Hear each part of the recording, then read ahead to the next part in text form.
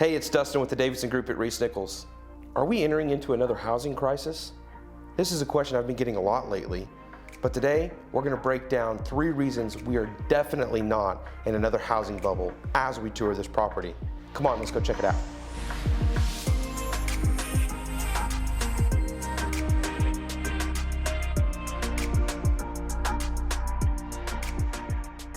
The first reason is inventory is extremely low. Price is determined by supply and demand, and when supply is up and demand is low, prices generally or normally decrease. But when supply is low and demand is high, those prices naturally increase. Well, with real estate, we dictate supply and demand based off of months inventory. And during the housing crisis from 2006 to 2008, supply went from 5 months to 11 months. But against the grain of supply and demand, the prices actually went up. Well, the reason why this isn't the case now, our month supply, over the last 3 years has averaged 5 months, and right now we're sitting at 1.9. Well, if you think about what I just said, when supply is low and demand is high, the price just naturally rises. The second reason is housing demand is real. In the mid-2000s housing boom, we had irrational exuberance, which a Yale fellow, Robert Shiller, defined as unfounded market optimism that lacks a real foundation of fundamental valuation, but instead rests on psychological factors. People believed that the housing market would just continue to increase and continue to increase. The mortgage industry didn't help either.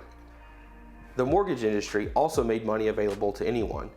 The Mortgage Credit Availability Index states that the higher the index, the easier it is to obtain a mortgage. Well, prior to the boom, we had a rate of around 400, but we hit an all-time high in 2006 of 868, meaning almost anybody could obtain financing. Well, let's transition to today. The index sits right now at 122.5. That's lower than the pre-boom numbers. And with millennials, our largest generation, entering into the market, they're reevaluating what it means to call home.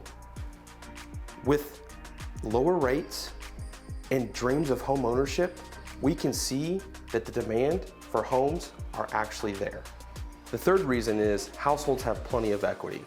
The Census Bureau reported that 38% of homeowners owned their homes outright. And Adam Data Solutions home equity report from 2020 stated that 56.7% of homeowners had a minimum of 50% home equity in their home. So what does this mean? Well, the bottom line is this: we're fighting an inventory issue. We're not fighting a home crisis issue. We have plenty of demand. We have a lot of buyers. Inventory rates are still phenomenally low. So if you've been thinking about selling, give me a call. Let's discuss it. Thank you for taking the time to watch this video. I know you're seeing a lot of information. I'm getting a lot of questions. We are not entering into another housing crisis. Nowhere even close to what happened in 2008. I'd love to talk to you. I'd love to catch up. Thanks again.